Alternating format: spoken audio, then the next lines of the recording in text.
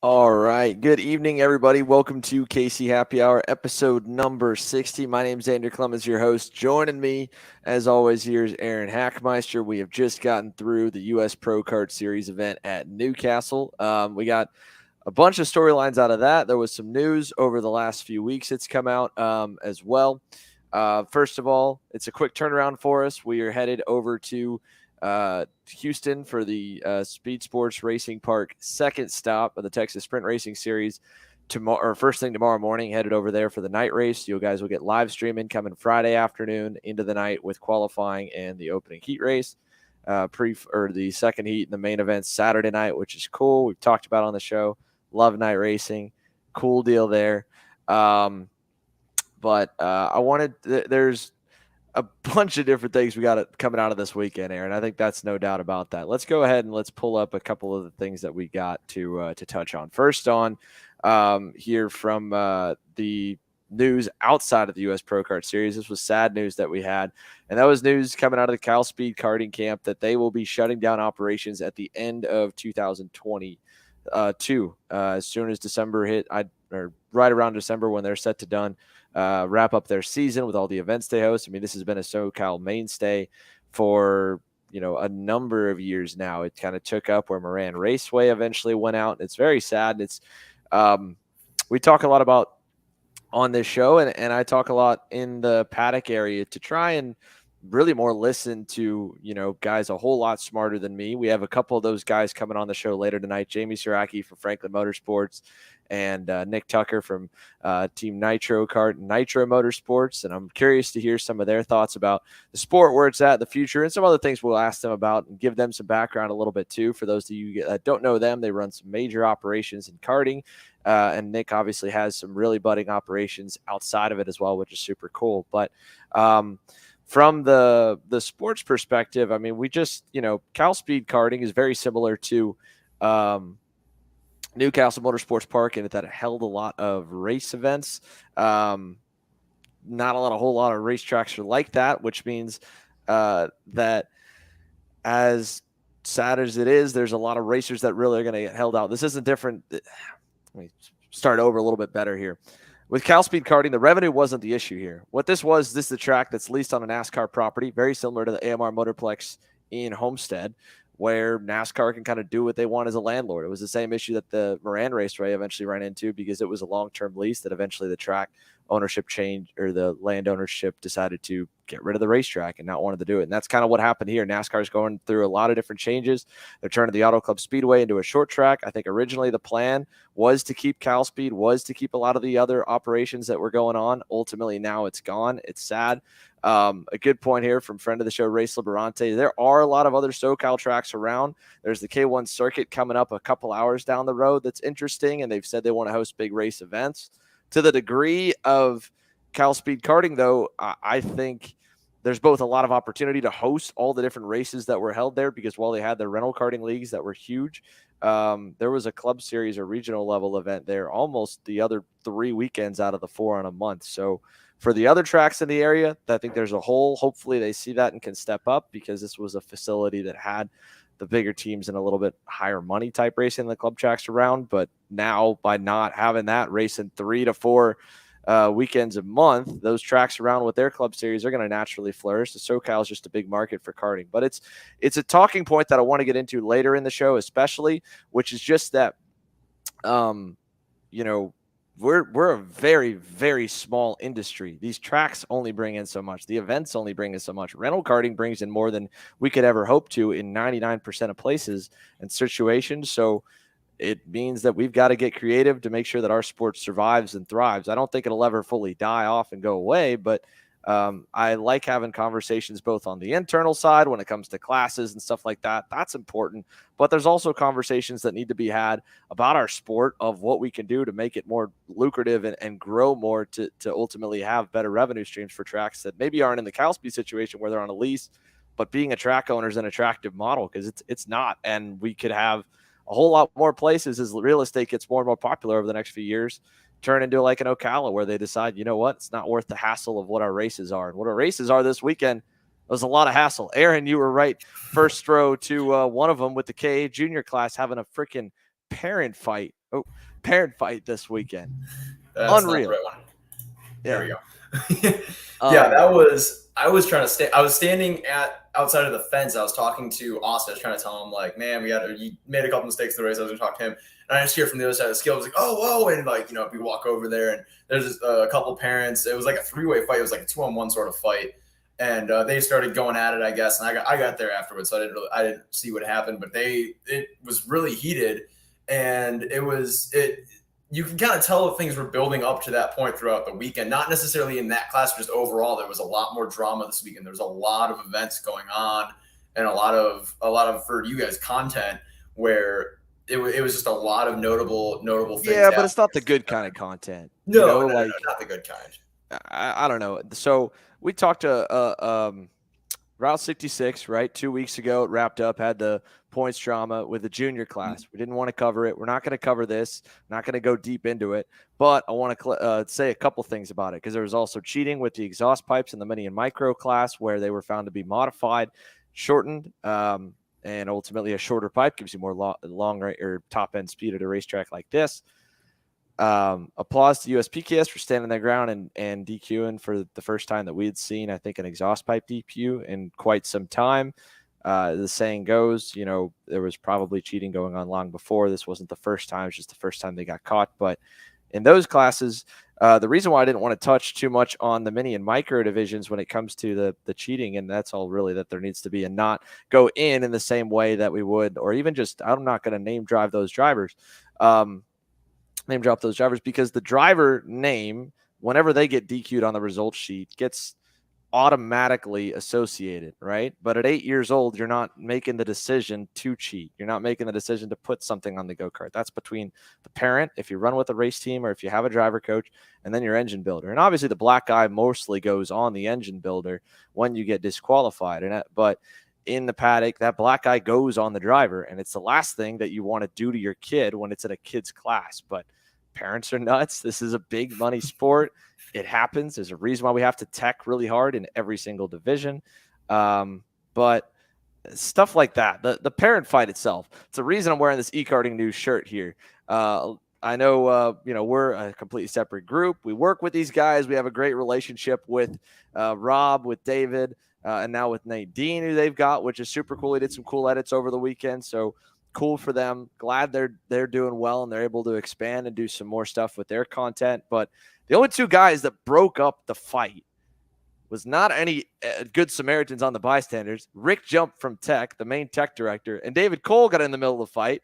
And then people start yelling at David Cole that we don't need you at the weekend anyway, because they wanted to keep going at it. All I wanted to say on is, first of all, David Cole works his ass off and he deserves to be at the racetrack. And you guys should support them just as much as you support us. And I hope that everybody does. Secondly, leave the fighting for the freaking trailer park and the redneck white trash stuff around. That's not what we need here. But that's not the kind of stuff that's going to make any racetrack, CalSpeed, or any other want to stay open if we're acting like absolute jerks about this stuff. So, again, the black eye also goes on the drivers when your parents getting in fight or when your mechanics getting in a fight as well. So this is not a whole lot really to add on. The obvious news, this is bad for the sport. It looks bad when you do that stuff. It looks bad when you cheat. But it's just another topic or a talking point I thought for us that we could bring up to say, look, there is this drama. Everybody talks like Kart Life didn't have to look that hard or had to look really hard and made a whole lot of fake storylines. Absolutely not. This is the second issue we've had in post-race scales that I know of this year. Tech and cheating happens all the time. I mean, the reality shows that go on, they don't have to do a whole lot of, work to get the, to get the drama that they're looking for. It's not that hard for them to make these storylines up. We're doing it. And I'm not going to cover that kind of stuff. I don't want to cover that kind of stuff. I'll do it a little bit in the senior class to a degree and where they wreck and there's some storylines and stuff like that. But my goodness, it happens in racing. It's not a good look, but I don't want to hear anyone say like stuff like that. Kart Life is not realistic, because it absolutely is. And there are some really crazy people that put black eyes on the sport, and then a track owner or a business person looking at it is like, why the hell would I do that? So I think those were just two kind of coinciding talking points that we had to come out of this weekend. So bad deal. But to me, the only other thing that was frustrating when it comes to kind of lecturing parents on this and going on the last note on this is the K senior class got expanded from 45 to 60 starters on the weekend. The K junior class was expanded from 45 to 50. You can look at it. We talk about class counts and racecraft and stuff like this on the show. I know I've said it multiple times from being the guy with the headset on, the race director, assistant race director at USPKS for the last 2 seasons. The bigger the grid, the more that you miss. And so even if a track like Newcastle, that's 1.1 miles long, can fit all those go-karts, you miss stuff the racing becomes worse because drivers know they can get away with more if they're further back from the lead. And so if you get wrecked at 40th, Christian and Race, they've talked about it on the Off the Grid podcast too with race director Alec Coates, like, sorry, but there's nothing that can be done. There is no possible way, in my opinion, a sprint race can actually accurately go and assess penalties for the drivers from 25th on back 90% of the time, because the entry fee would be insane to have the number of people, and naturally your eyes gravitate towards the front of the field as hard as you want to focus towards further back or where the action is. So the first couple packs of any race, that could be just the top 10, could be just the top 15, maybe the top 20, and every once in a while those calls do get missed for the lead. But having a field of 60, it's terrible. It's absolutely terrible. And I don't want to just fully go on to USPKS and knock them for it because, yes, I was frustrated to see that come down the line. I appreciate that they split the pre-finals at least, but Scoos has done the same thing. We've started a lot of go-karts at Summer Nats before. So it's not this is a USPKS only thing. The only reason that they make these decisions is because I don't know if it's team owners as representatives for parents or parents in general go and complain and basically want a participation trophy. They want to get to participate in the final when you aren't fast enough to race in the final. This is national level racing. This is the biggest series we have in the country. You still get to run a final session on the day with an LCQ if you don't make the main. And there's been other issues with the LCQs with them, and we've talked about the penalties on the LCQs not really holding any water, because what does it matter if you wreck a guy and you're outside the bubble spot, wreck for 6th or 10th? I mean, that you're not getting points. The penalty doesn't transfer into the next day. So if you cause a wreck in the LCQ, it really doesn't matter. But I don't know who the parents are that start going to the series promoters and complaining that their kid might miss the field or that they shouldn't have an LCQ, because whoever you are, I hope you never show up to a national go-kart race ever again. I don't want to make it seem like our sport is unwelcome, but don't come. That is not what these events are for. And stop pressuring these promoters to try and make these changes. This is a good point here from Cooper Shipman about a camera system would be helpful. Yes, a camera system is helpful at SCUSA. But remember that when we go to a national race, we race all the time. There is no dead time in the day. So when you have a camera system, yes, it might capture everything. And even our broadcast cameras can capture a lot. You're going to sit and replay a wreck multiple times over. So it's very easy. I'm sorry, my camera is falling out of focus here. It can be very, very easy to fall behind in a day if you want to spend, 5 minutes on one single wreck, because there's a lot of wrecks and there's a lot of even less than wrecks, minor contact, that if you don't catch and penalize, it can lead to wrecks. But there's just no way that a 60 car field, a 45 car field, whatever. So if you were the parent that went to the series and said, oh, this track is big, it can fit my go-karts, please, we drove all this way, we spent all this money, we want to race the final, I'm sorry. You are someone I will never listen to. You can message this page, you can hate me all you want. You have the absolute wrong mindset, and you are a person that is causing major detriment to the sport, because all the guys, I hope everybody thinks this way, all the guys that were in that big K senior field or in that big K junior field, and if you got crashed in one of those finals and a penalty didn't get called, it's the parents or whoever, drivers, team owners, I don't know who it was, that went over to the series and pressured them, because they wouldn't do this, I don't think, as a knee-jerk reaction out of nowhere. Someone's making these comments to them and forcing them to do it, and then it screws over the entire other half of the field because you wanted your participation trophy to say that you were part of this picture right here coming down the front straightaway. Who cares if you're all the way back? And that smoke, you can't even see it. So that's something that I'll get on my soapbox for and I'll fight for all day long. And I don't think Nick and Jamie or any of those guys, I'd be very surprised. I think they'd fit the same thing. But we go to these big races to race the best, right? We don't go to these big races just to say that we got to get onto the grid. That's what club racing's for. That's what regional racing's for. It's not what these races are for. And I was really frustrated to see it, because we at least, for the most part, stuck strong to that 45 kart cap and ran LCQs all year till the final race of the season. And what do you know? We blew it off in the last race because there was enough people that complained. It sucks. I don't have anything else to say, Aaron. It sucks.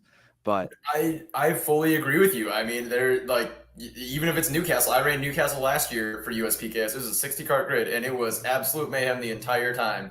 And it kind of sucked because you'd see 15 cars wrecked out on the first lap. And I remember we were at Ocala last year, and I ended up having to go through the LCQ both days. I didn't even make the final on Saturday, but I was like, well, I just didn't drive good enough. And that's kind of the end of the day. If you don't make it, you don't make it, whether you deserve to be there or not. You still have to make the final and make the LCQ. Deciding that putting an extra 15, 20 go-karts on a grid doesn't, like I said, doesn't help anybody. It just makes everything way worse. You're spending more money by running the final and probably wrecking than you would be if you just had the LCQ and made it or not. You're running a way more expensive weekend if you try to do that and you just get caught in more wrecks. Yeah, I mean, it just, you could list all the cons, right? Every single piece of damage from all those, instances of contact and crashes and all that stuff that came from all those fields sucks. And for those people coming in saying you're just spending the money and you want to run the laps, well, if you were going to the LCQ, I mean, you were going to run more laps than anybody, but you would at least run a similar amount of laps by going and running a final race session on the day, because you would have ran your pre-final and then the LCQ. But you're spending that money. You're going to that effort to race the best. You shouldn't be counting laps. And that's the secondary underlying mindset that the sport needs to get over if you want the costs to go down. If you want costs to go down to be similar to other forms of racing, even the ones that cost net more, like Trans Am, which Nick Tucker has a team for it. He could tell you they run 2 practice sessions, 3 practice sessions, qualifying, race 1, then race 2 is gridded off of race number 1's fastest times or off a second qualifying, depending on the series. I'm not sure exactly, but they're not running a million sessions a day. We're complaining when we don't get a million sessions a day. We're complaining when we don't go into the grid. And so then the cost is going to be solely on us. But those other series work around other events, have a focus on media and on fan revenue and on sponsor revenue, and they give time for it. And those guys are spending that money not to go and run a million laps in a Trans Am car. They do that on a test day. They're spending that money to go and race in front of a big field and a big series in a competitive format. So that's the other issue, is that the reason the parents are complaining and wanting the participation trophy is they're trying to divide the entry fee by the number of laps they run. And that's a mentality that is great for club and regional series. It is the worst mentality we should be having at the national level, because it's what's driving the cost up. And ultimately, it's what is causing a ton of damage. So thank you very much, Matt. 1 practice at one of these places is there you go. It's insane to me that we're so worried about lap counts on a USPKS SCUSA level, because if you're worried about value for laps, just go practice. Just go out there and run 300 laps a day at your local track and get it over with that way. Like, we're not worried about lap counts here. Sorry. And 3 days or 2 days of practice, whatever, 3 days of practice, how much you get, it doesn't change. I've said this before. It doesn't change who's fast and who's not. The front kids are still the front kids. The back kids are still the back kids. You might tighten up the back of the field. They might all pick up a little bit more than they would have, but nobody's going faster because they got an extra day of practice relative to the rest of the field. They're all still going to be about the same speed. Yeah. At the end of the day, right here, this is what it should look like. Barry's comment coming in saying the most coveted sticker at one point was an "I made the main" on dirt races at the big when Daytona Dirt was really big before it even went to the speedway, because there'd be 200 entries in a 40 kart field. Should feel good just that you made the main. And it's a small amount. Most of the sport, I don't think, agrees for it, but I hope some other people that, we have in our sport, I think, a very vocal minority that cause a lot of havoc and cause a lot of changes, and we have a very silent majority. But for the silent majority in the KA senior and KA junior classes that don't want to be on track with 45 or 60 go-karts, don't mind if they accidentally, or just the way it works out, have to miss the main because they weren't good enough or they crashed in an LCQ. For the majority of you guys, I hope that you understand your penalty that got missed, or your crash or your damage from 60 go-karts going into turn number 1 on the start. That cost, that loss of a weekend because of all that, it's not USPKS's direct, indirect fault or sole fault. Yes, they made the changes and allowed it, but SCUSA's done the same. The fault is the people that are complaining to the series. So if you hear someone complain like that, speak up and say, "No, dude, you are way off. You cost me a bent axle, a bent tie rod because I was in 20th or 25th and somebody was having to help get your go-kart, moved off the racetrack because you crashed running for 55th. and they missed my penalty when I got taken out. So screw you. You hurt my race. You indirectly, directly, whatever. That's the way it should look at it. I hope you guys look at it that way. That's how I look at it. I've missed mains. I've made mains. I've run through LCQs. It sucks. It's not a fun feeling. It's embarrassing more than anything, but you learn from it. You get your ass kicked and you move on. And that's how it should be at the highest level. I'm fine splitting classes, make amateur classes, do whatever you want at regional and smaller events, but stop pushing these freaking series to go and open the fields up. Safe field size, my opinion, 30 to 34. Anything more than that, calls start getting missed no matter how many guys that you put on the racetrack. And that's my race. Bring this comment up right here because I was about to say, yeah, I know a lot of people think like 40, 44 is usually the limit. I'd like a hard cap at 30, honestly. I mean, it should be an accomplishment. Like we were saying, it should be an accomplishment to make the main in an event. Like you should be good enough to make it. And a 30 kart field has plenty of solid drivers. You're still gonna have some stragglers at the back that aren't at the same pace. But that's about what I think should be safe. That's when I've always felt like we have the best ratio of karts on track to ability of the officials to make all the calls and stuff like that. About 30 karts or so is where I'd put that limit at. Even though a lot of people would say, oh, we can fit 40, 44, 50, whatever. We're about 30, I think, is the most I would want to put on a kart track. Yeah, that's it. It's a participation mentality. It's got to go away. It's coming from parents complaining to the series. You're at the wrong level if you're complaining like that. I have a feeling all of our guests will agree, but we're going to talk to them about some different points because we can go round and round on this for a while, and we got a lot to cover tonight. So Jamie Sieracki, Nick Tucker, and, Tony Tesoro will be joining us right after the break. Stick with us, guys. Line has steadily made progress since its inception in October 2021. On top of servicing the Mississippi, Alabama, and Louisiana areas with products from Kart chassis, Tillotson Karts and Engines, Miami, Briggs, Honda, and more, they're now promoting race events as well throughout the mid and coastal South region at NOLA Motorsports Park and Finish Line Performance Karting in Biloxi, Mississippi. Races are already set for the fall of 2022, September 3rd, October 22nd, and November 12th at NOLA Motorsports Park, and 2 dates, September 10th and October 15th at Finish Line Performance Karting. Driver Line is set to finish this year strong. KC Happy Hour is presented by Precision Performance Karting. PPK is the exclusive South Florida distributor for the American-made Coyote Zenith kart racing chassis.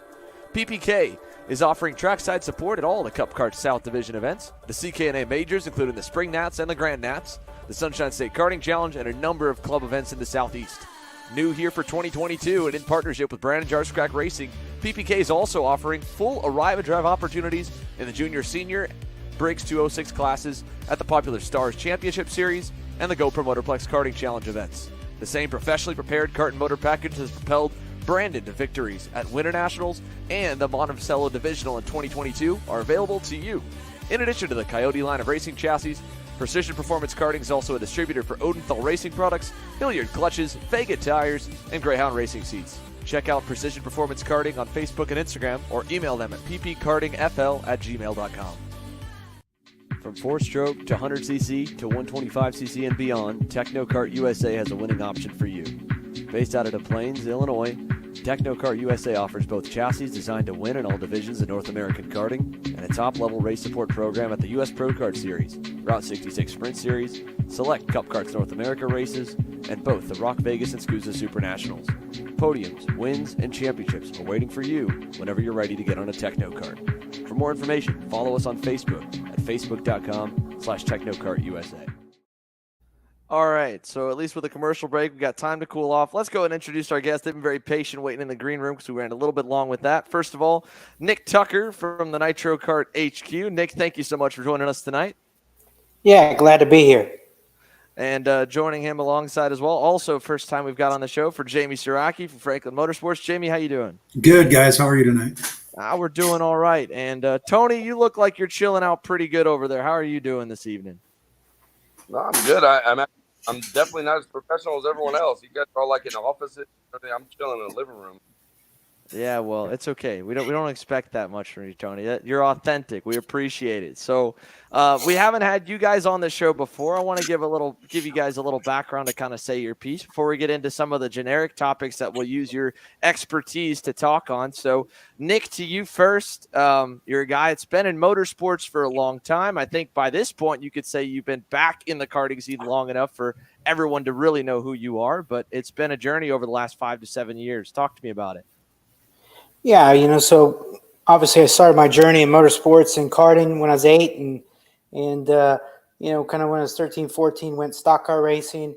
At 18, went to some NASCAR stuff, Truck Series, Xfinity, some Cup test driving, and kind of when all that went away, I got back into go-karting at the GoPro Motorplex, went and ran SCUSA, did Masters, is old enough at that point, and won the championship.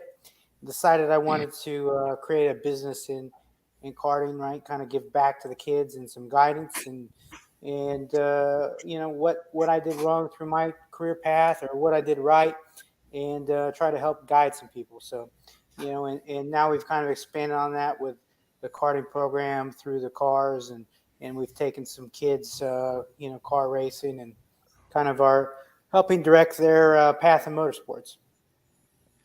And so I think that makes you a pretty, both you and Jamie, pretty solid guys to have on the board here for some of the stuff that we'll get into, because we've talked about improving karting, and there's a lot of different viewpoints how people see it, right?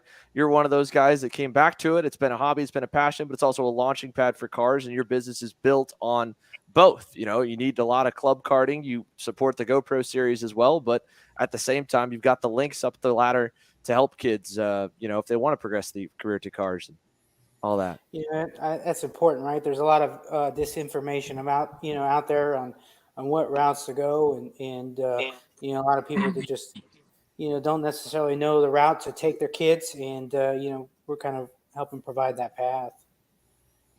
And then Jamie, over to you again. You've been doing this a little more than just yesterday. So talk to us about your background and everything coming up, into where your business and everything looks like right now. Yeah, I mean, I started just in the sport as a participant when I was 11. So that was like 50 or 60 years ago or something. And at a young age, I kind of got involved, like just helping people doing service work, stuff like that at the track and then at our house. So, I mean, at that point, I think I started working on 2-stroke engines like at 14 or 15 years old or so.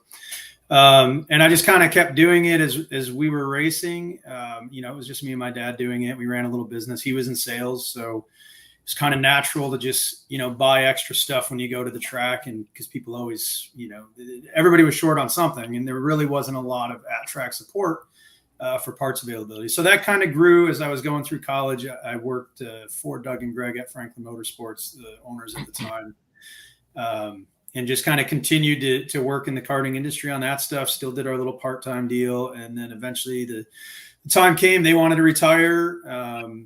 And I was ready to kind of take the next step. So, that's where we're at now, kind of a walk-in store. We have an online presence that's growing. We dabble a little bit of everything. The service department's something that's been busy between engine work, kart setup, stuff like that. But, yeah, that's funny, Nick. And, but yeah, all along, I mean, I was never much of a driver.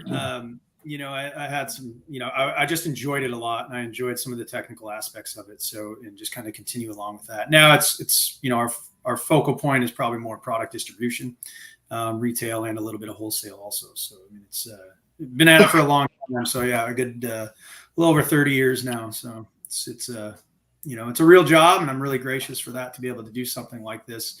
And now to be involved more with my family with it as well. My wife works at the store. My dad is pretty active. He pops in and out at races, and he's got the open door to do whatever he wants when he wants. And I'm just really fortunate to be able to be in that position with him as well. Well, it goes without saying, with your background, with Nick's, with Tony's as well, we've got, I think, a very experienced board. So we're going to dive into some more stuff that we've got with you guys later on, and especially industry-wide. And I want to talk about the future of the sport with you guys, because I enjoy having those kinds of conversations on this show to go on. But this weekend, one of the big points on the senior class was, or the X30 senior class, was how quick the RPG guys had been. They pulled away on Saturday. They tried to get away on Sunday, and very quickly the rest of the field started trying to shuffle them back in any means possible.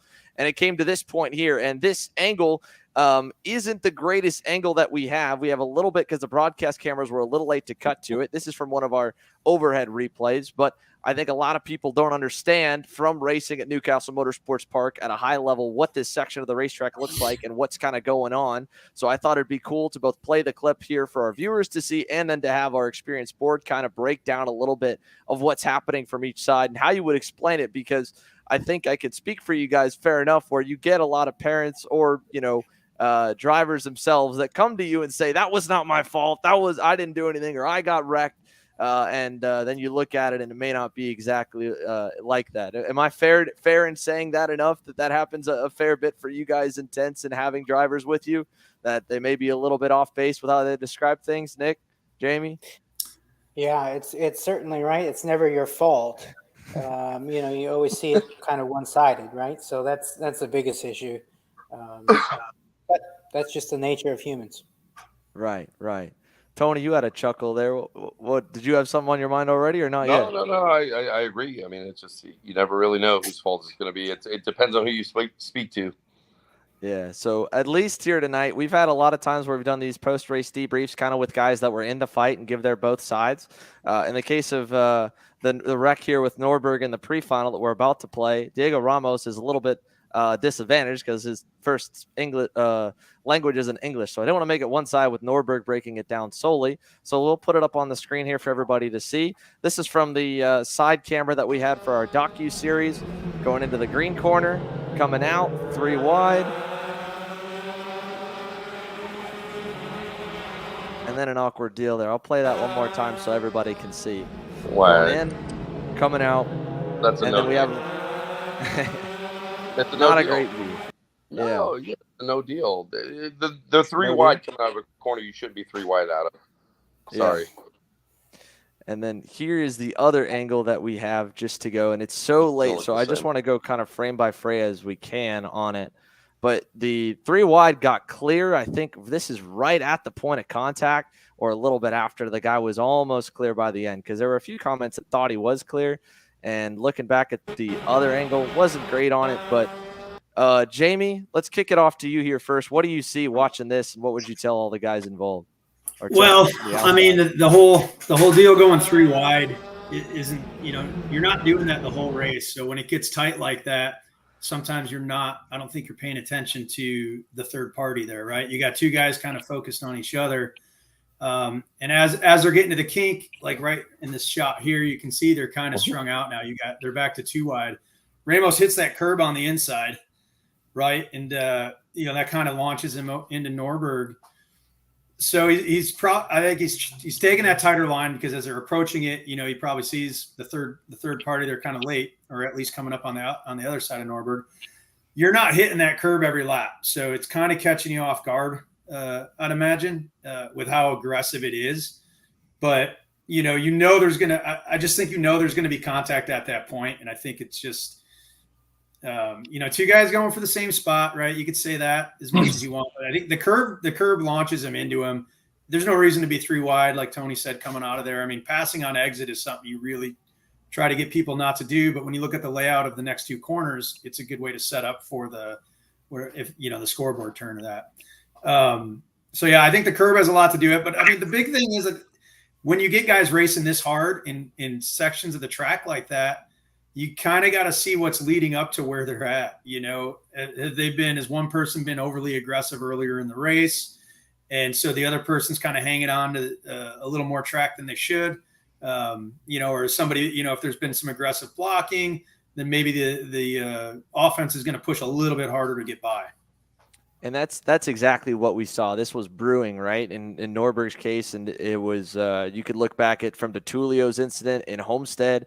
His anger built up to the point where he eventually swerved Duke Medjin, and even to the point where some of the other incidents that we've seen that we at least have broadcast or had on our videos, it's a progression.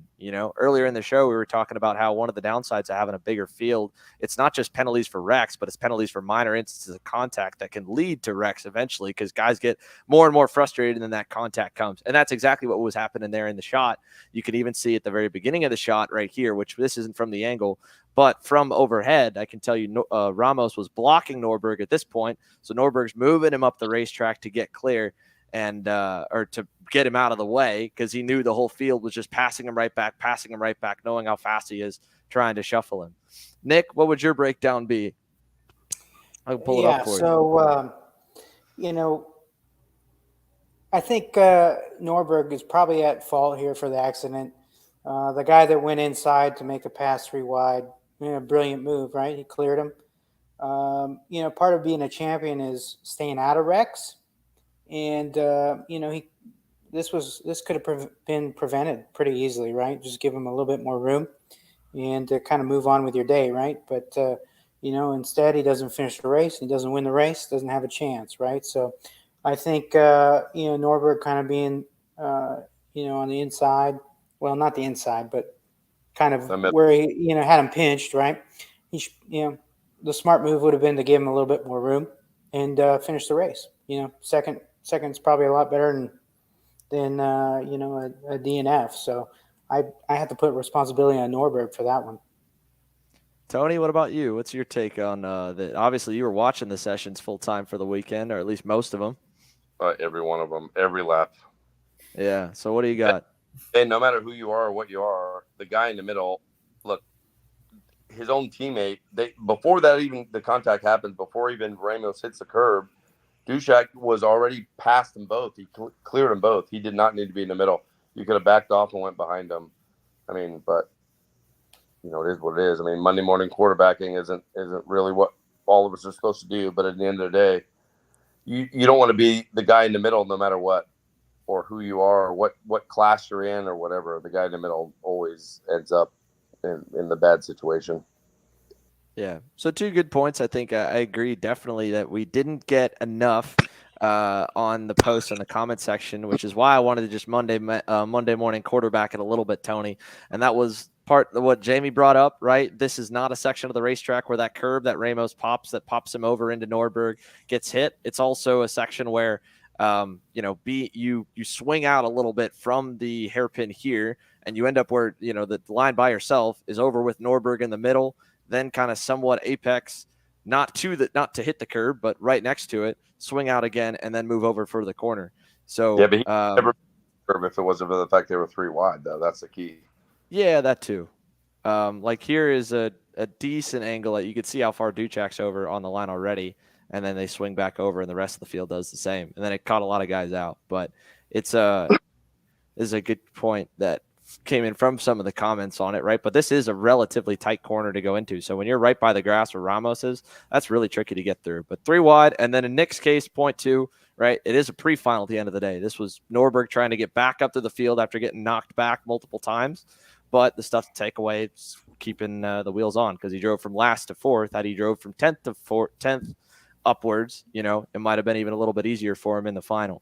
But that's a little bit of Monday morning quarterbacking we wanted to do just on that segment for now. I wanted to go beyond that because Nick and Jamie, you guys have seen success in the sport to a degree that you hurt a lot of feelings, right? Nobody likes losing. Everybody likes winning. When you win a whole lot, people don't seem to be as happy with you. So we've seen it on this show. And the reason I wanted to bring you guys on beyond just being different faces and getting into other stuff with the sport too, but our main focal point's been the X30 senior class and the shifter classes for the last 2 years. There's no question, Mike Rollison and the RPG team, they've dominated X30 Senior since the new engine packages come out.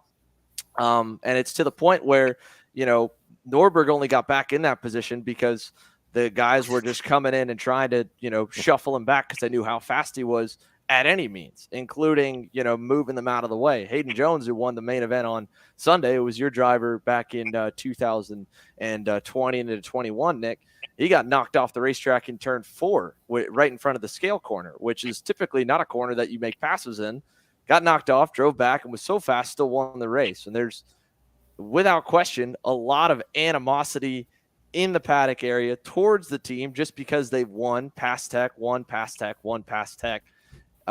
Nick, you've seen that in racing. Can you describe, at least to some of the viewers, right, what it would be like to be in that team, or especially in Mike Rollison's shoes, since you yourself are a team owner, when you win that much and when you have that many people just frustrated at you what that's like and how that is, from dealing with customers, trying to get people to come to you just to tell them, hey, like you might get wrecked because you're with us because we are so fast, because that's what's happening to some of their clients nowadays.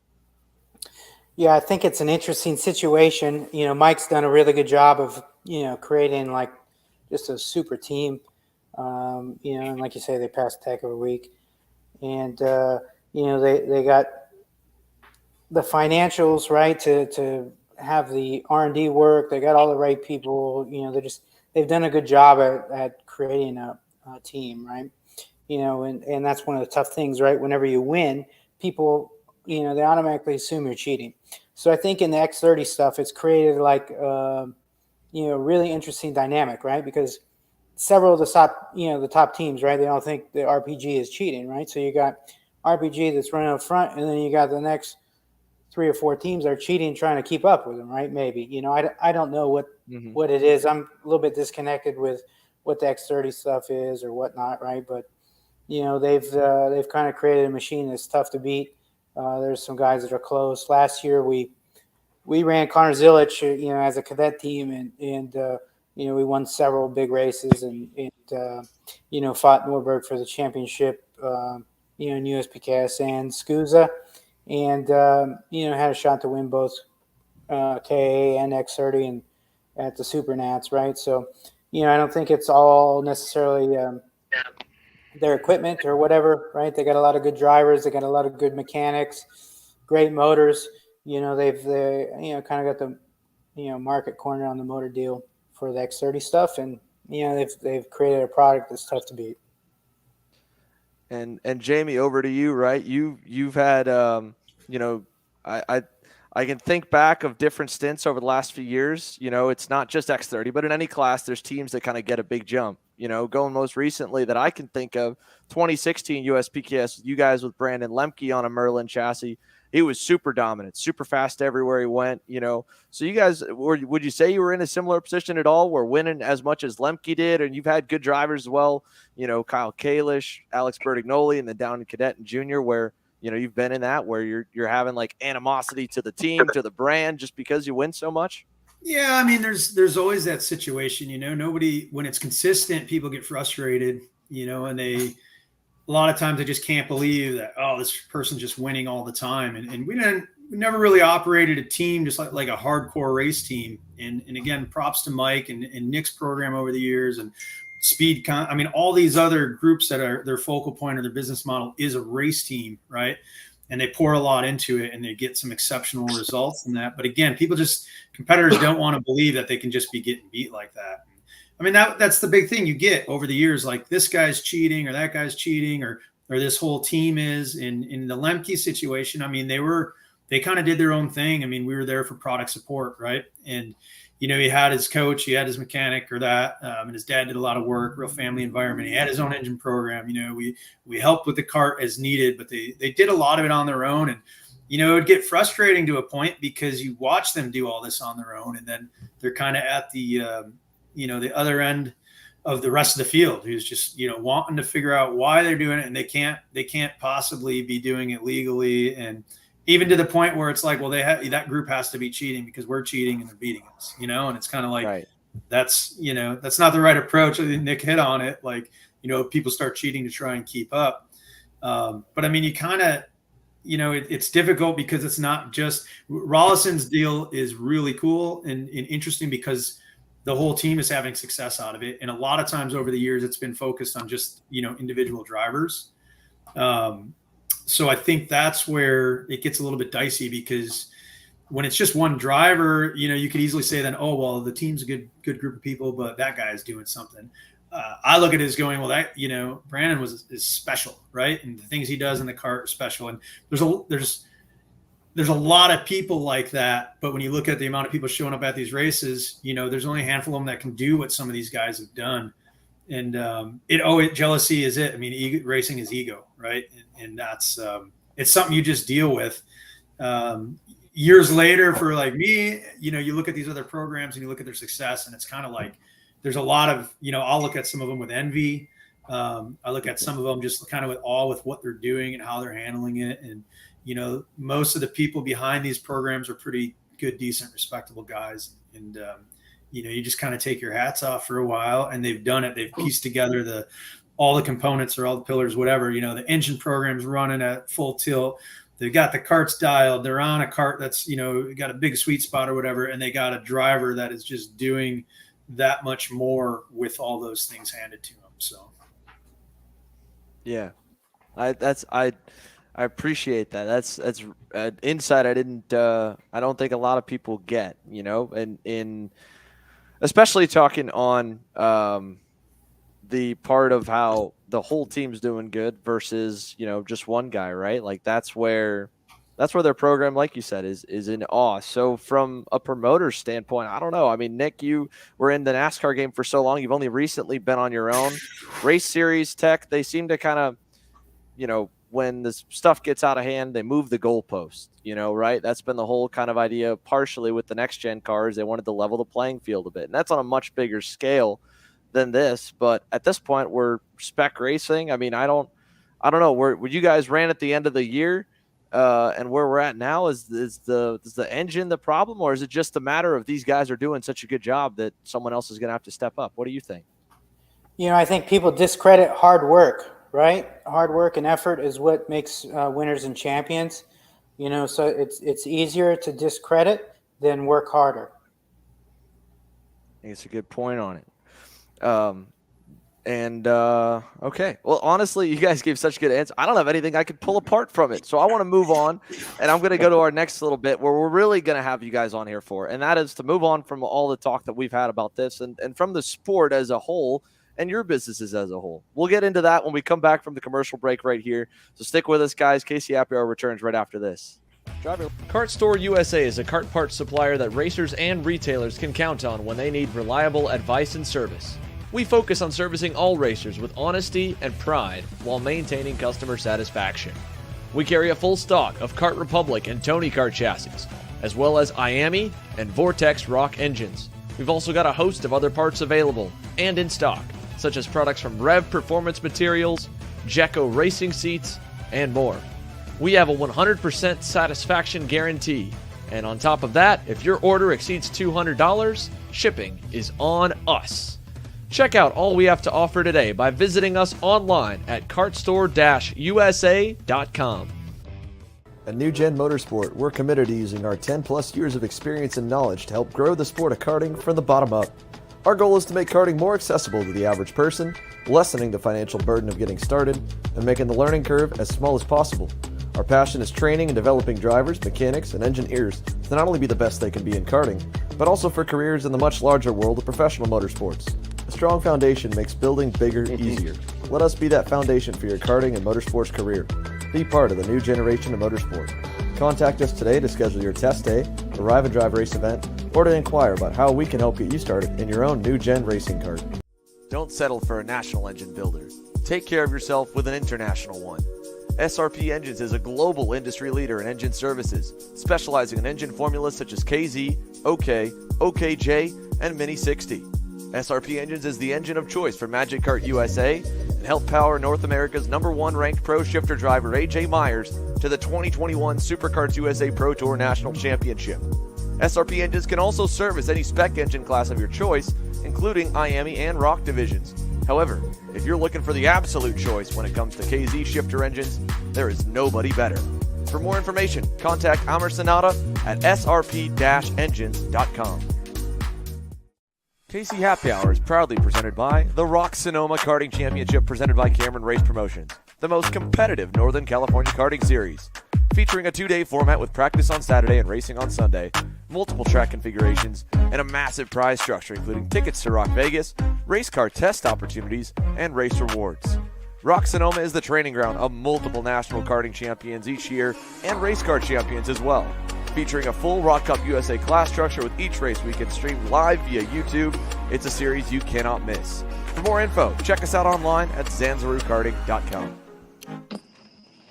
All right, so welcome back here to KC Happy Hour. We were going to take any of your questions for the guys that we do have on here, but my question to kick off a little bit of discussion for two guys we haven't had on these fix the world of karting, do stuff different, do stuff better, keep doing the same, because there's a bunch of different mindsets coming into it. The state of the sport of where it's at, I feel like we've got, just as the average national schedule is longer, has more events than it has, at least with the same crowd going to all of them. It's not like we've had a ton less than in years past, but it seemed to be more fragmented. If you were a Rotax guy, you ran the Florida Winter Tour, you ran Pan Am, you ran Grands, then you ran Supernats. If you were a East Coast, Midwest guy, you ran WK Man Cup, USPKS eventually.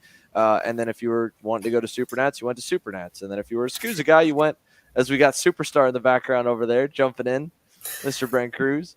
Yeah, look at that. Look at that. Shoulders. Yeah, man. Oh boy. Shoulders. Oh, We got a big day. We got a big couple of days of testing tomorrow and Thursday at VAR and the Trans Am car. So we're rolling out early in the morning. All right. Well, we won't keep you up too for it, but later, Brent. So, what, Tony? No, he was there and gone just like that. Okay. All right. Yeah. On and out of there. But we got a lot of races. Same people are going to a lot of them. At the same time, the weekends are long. You got test weekends that are here more. Thursday practice is really prevalent again. From the class structure side, by part of the reason why everyone's running the same is for the most part, we're running the same classes. I think it's easy on an entry-level standpoint and for clubs with Miami stuff being so popular that, you've got a pretty easy ladder to explain to a new racing family, 206 and then 100cc. And then over to, X30 or shifter at the national races. But Nick, from your perspective, right, looking into the, next couple of years beyond your car program, is there stuff you'd like to see more out of go-karts, less out of go-karts, or, the industry side? Where do you sit with it all from watching? Yeah. So what's tough right now, right, is kind of everything is a little bit of a money grab, right? So it makes it more exclusive for people, right? And it takes away the opportunity for local and regional guys to come in and support the sport. We have a little bit of a saturation of national events and whatnot.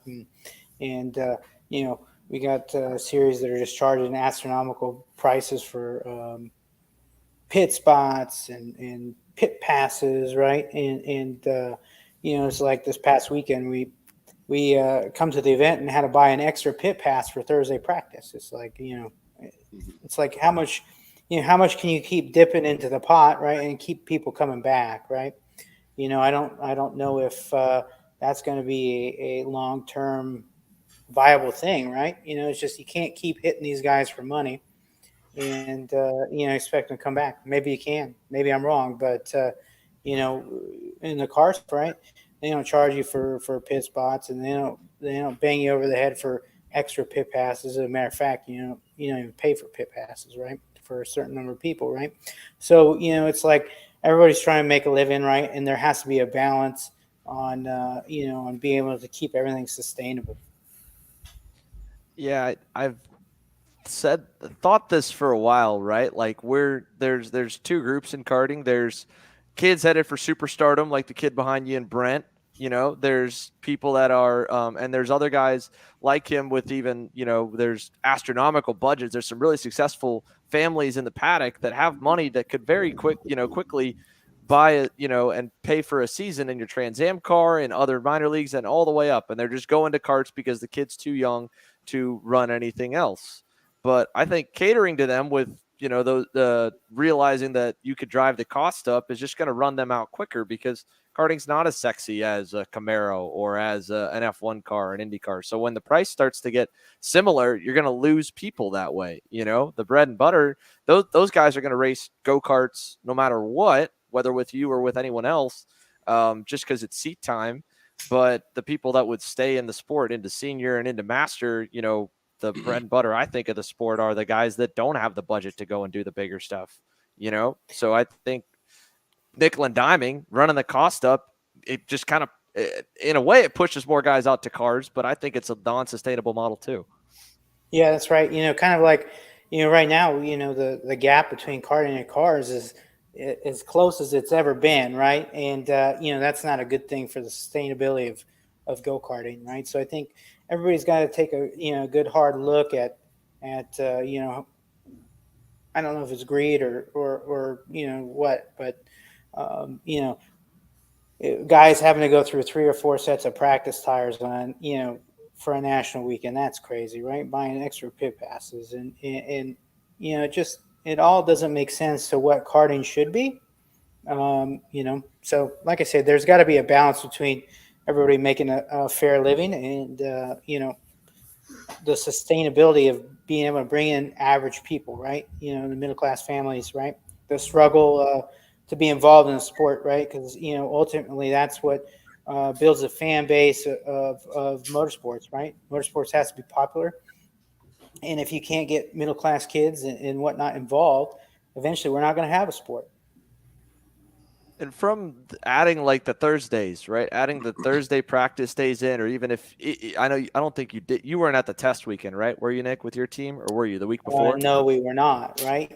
So that's another thing, right? Average families trying to manage school time, right? And it's like, okay, so now you're starting to limit it to where, okay, you got to have homeschooled or special programs, right? So you're taking average families, out of the equation of being able to do this, right? And you're just, I think you're just hurting the overall health of the sport.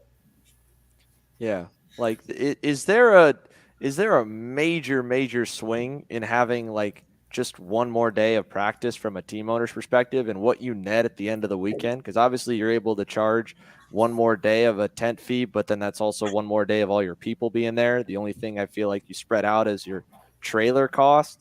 Is it to the point where it's worth it for you, or would you like give up that one Thursday day to have 2 more people be able to afford to go to the weekend?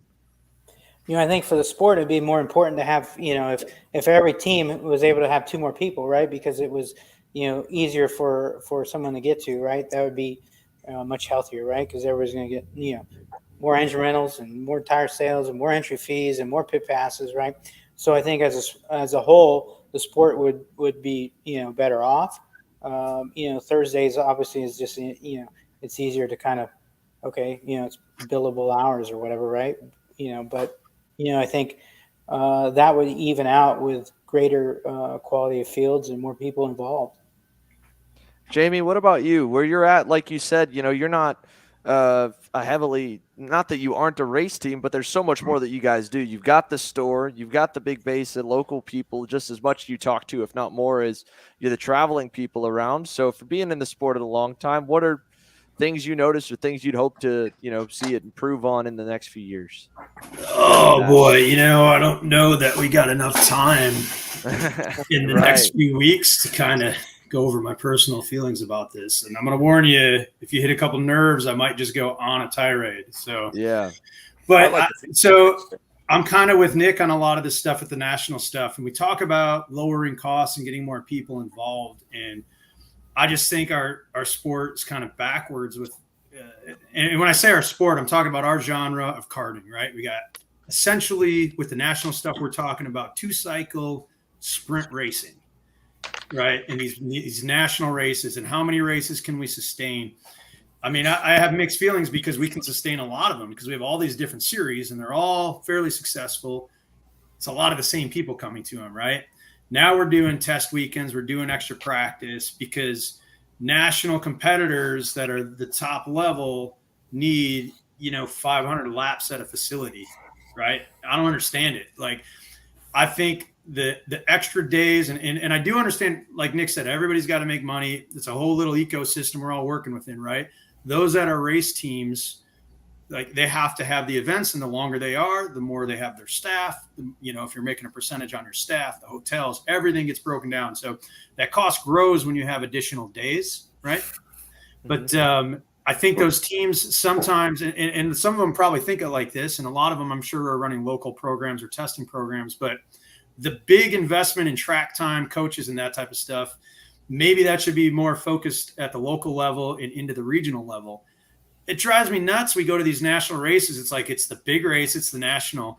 There's a test weekend for 4 days the weekend before. We got 2 days of practice. And I'm over here kind of like, well, like this, a lot more people are going to get competitive just because of seat time. If I want to measure my equipment and how fast we can get it set up, like they're talking in the Trans Am series. I'm into that. Like if we go to a track, I understand, let's have Friday practice. What's a lot of tracks have multiple layouts, so we can go to facilities without there being a huge advantage if we show the layout Friday morning or Thursday afternoon, right? I'm moving. Okay. You want to spend a lot of time in we go to national races, we're coaching, and I'm just kind of like, I'm drained of that. Like I don't do it so much anymore. We bring other people in, but it's hard to get guys. It's hard to get consistency. Like you said, that's not really our forte as a business, but it is something that we try to assist with and help with. That stuff and those core fundamentals, that stuff should be learned at a different venue. It shouldn't be at these races. That's the stuff that adds the cost, I think. I mean, if you can ditch one or two guys at the national races and then put them to work for multiple days locally, or even, like I said, transitioning into the regional programs, that's where they're going to cut their teeth. That's where they're going to learn. I mean, I'm all about, if I was running, the Zara karting, right, a national series, I think you have a couple temp circuits, you have a couple of tracks, you announce the layouts, Thursday before, the week of the event, you have Friday practice. But then who's gonna get all their nickels and all their dimes, like Nick said? There's this charge, that charge, all these other charges. I'm pretty sure most of these people are going to spend their karting budget on karting, whether they do it, over the course of 6 big races, or if they actually do, 6 races that are less expensive but are still considered the big races, and then they take that budget and they go spend it elsewhere to improve their craft, improve their skills, maybe do more local events or more testing or, material testing. That's a big kick we're getting on, is focusing more on the equipment than, and letting the coaches in the industry and the trainers take care of the driving side of it.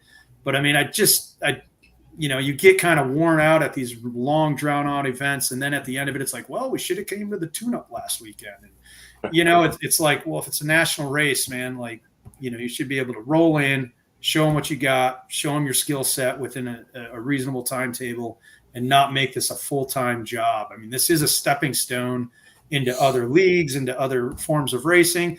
It's also, a hobby for most, right? I mean, you got to use whatever it is about it to sell it, right? When you're in the industry, okay, if a guy comes in and he wants to get into it because he wants to be a race car driver, that's great. It may happen, it may not, but, you're going to give him a chance, you're going to give him a shot. They're going to want to try that and use this as a way to see if this is something they can do. But, I just think the weekends are long and drawn out. I love like Supernats. I like the big race. That type of stuff is cool. But even that, like, that's a really good format. You can condense it when there's not as many people or classes, but it's a good format. I mean, you're on track like 4, 5, 6 times and then you qualify. I like it. One other thing that you both have kind of brought up is the nickel and diming. And this is a theory. I'm curious if you guys would agree with me or disagree on it. But hearing your point of like they're going to spend what they're going to spend, I feel like they split it up. There's no question if USPKS or SCUSA, whoever's promoter, right? They do the Thursday practice. They let the track take all the Thursday practice money if the track wants to operate it. That's why we pay them separately, right? And then from the contract perspective, it's different. But there's no reason that like it couldn't be included, and then it's just a nominal, like, it's included in the entry fee, sold with the entry fee, and then that portion of the entry fee is just given back to the track, handshake back behind the scenes, right? I don't, from that perspective, or even have it as an add-on, like in some other way, I don't know, because everyone shows up there anyway. My theory is like they're going to spend what they're going to spend, but every time you make the customer pull out their credit card and have to swipe it, that's the pain. Like, if you say once it's going to cost you $6,000, that's only one time they have this like negative emotion of feeling of, man, this sucks, so we're spending this money.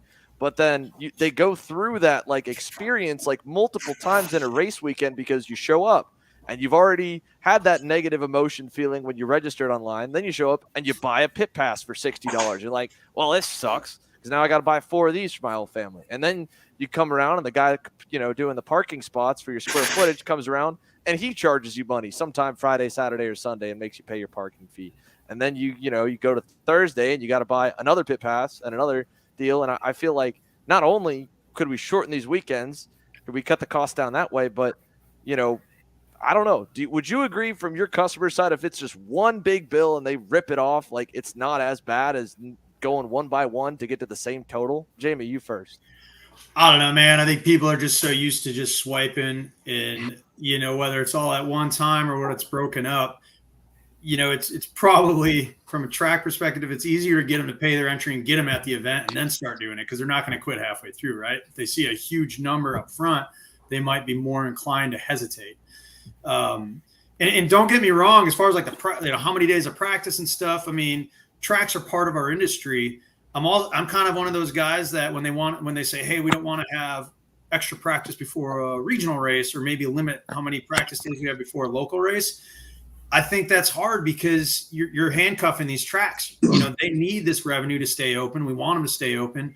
It's just interesting, how they have to go about doing it. And like I said, the big races, I feel like we should have less test days leading up, and the other races we should have more.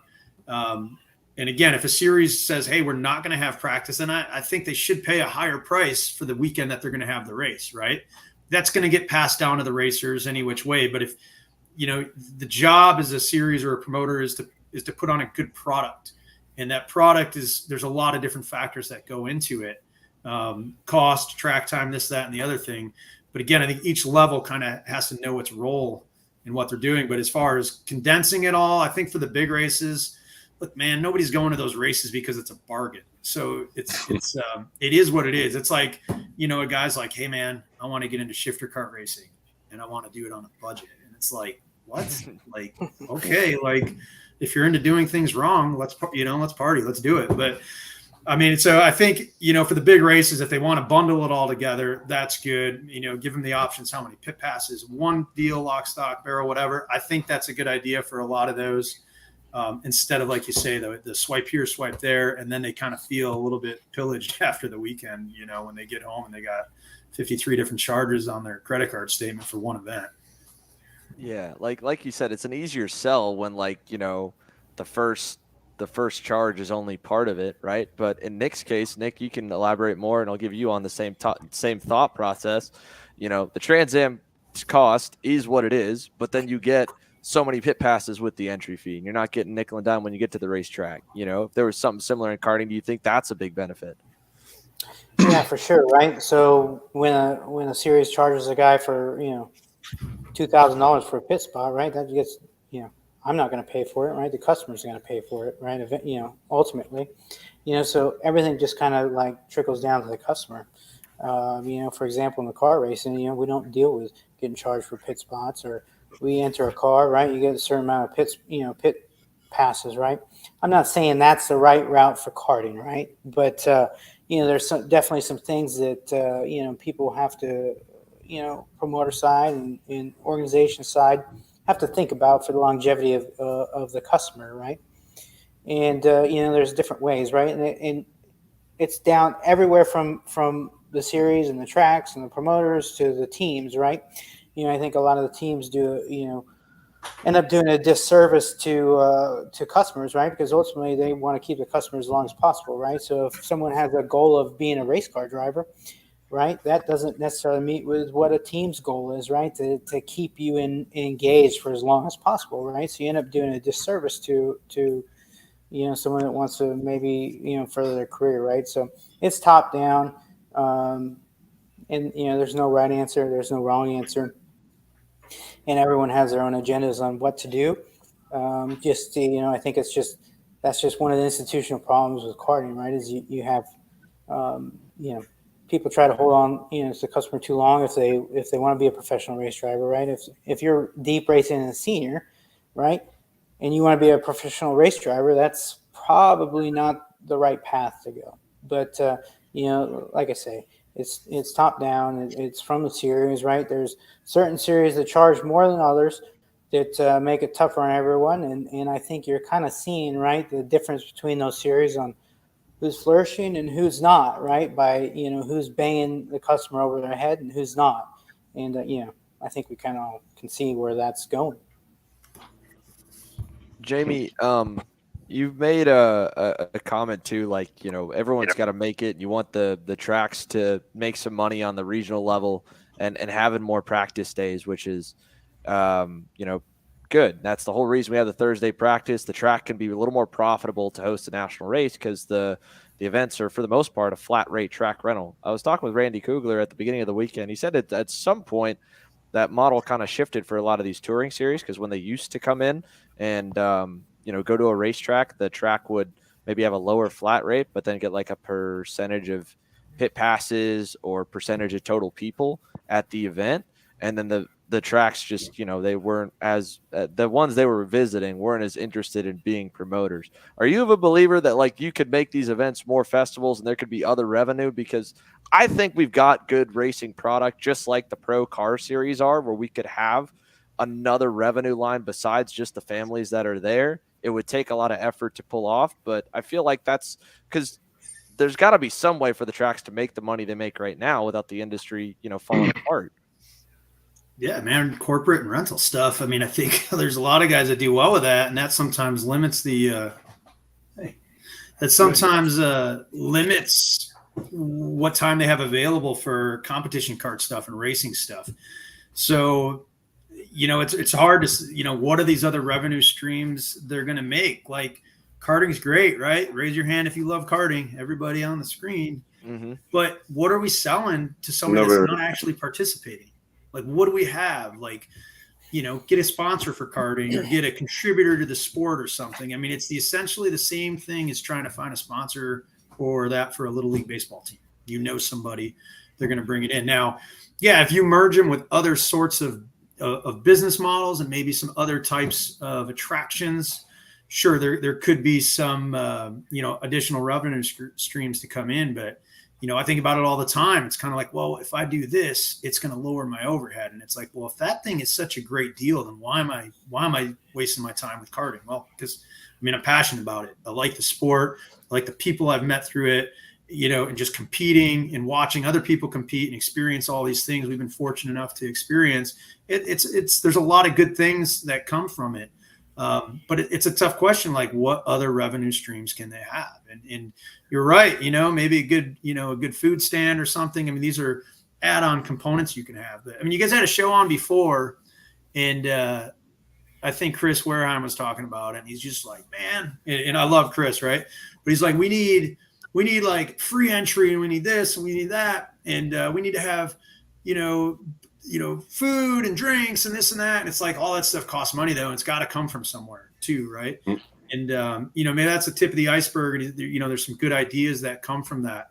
We all want the cost to get lowered, but, you can't lower your sell price unless you lower your cost of doing business. And so I think you're probably on to the best idea of an additional revenue stream coming in, because the one that we have now, it might be enough, but if the clientele is saying, hey man, this is getting too much and I need to dial it back, you need to figure out where else are you going to bring stuff in. And it might change, every few years you might have to do something different in whether, and I don't know, right? I mean, if I did, we wouldn't be talking about this, I'd be telling you everything. But I mean, there's whether you involve other forms of racing or you do a multi-use facility, stuff like that, is probably, that's the only thought, right? Like, what else can we do? What other things can we do with this facility? We have this investment. What else can we do with it to generate income? Can we operate it in different times with different types of vehicles or whatever, bikes? I know Road America does some bike stuff. They do some karts. They do some kart stuff. They do some corporate rentals. The rental thing is good, I think, from all the people that are involved that I talk to, and it also brings people into the sport a little bit too. But, I don't think we're going to be selling Hot Wheels, go-karts to a bunch of people because it's just that interesting. So it's right. Yeah. Other revenue streams, but it's like, what can be compiled with it that makes sense? Yeah. It brings other people and not just keep milking the same people. I mean, it's kind of our deal in karting, right? It's just like, hey, keep going back to the same well. Yeah, I mean, we're drowning these people, right? Like, but that's why I think the CalSpeed situation is so interesting, and Ocala is so interesting, right? Because from a business model, from a track, it's not that lucrative as a whole from a business, even when you put the rental carts on it. Because if you want to just make a whole lot of money with rental carts, just go rent a warehouse and do it indoor. Don't spend $5-10 million building a racetrack. But beyond that, right? Like, a race weekend revenue, even with what we're bleeding these people for. Pit space. I heard RV spots were north of like $1,500, like Yeah, $2,000 it's only for a week. Newcastle though. That's only Yeah. Newcastle. Be very yeah. Who- It's not normal that way anywhere else. Just so you know. But go ahead. Sorry. Yeah, but I mean, they're still high, right? There's, Oh, it's crazy. it's still high at a lot of places. We get lucky down at Homestead, where if you want to pit at the Homestead area, because the NASCAR track, like it's the same kind of way that the Spec Miata races are so cheap at like Daytona, because it's just really filling enough revenue to cover their like base staff. So you get like a lot of amenities for free at the low level races because it's not their moneymaker.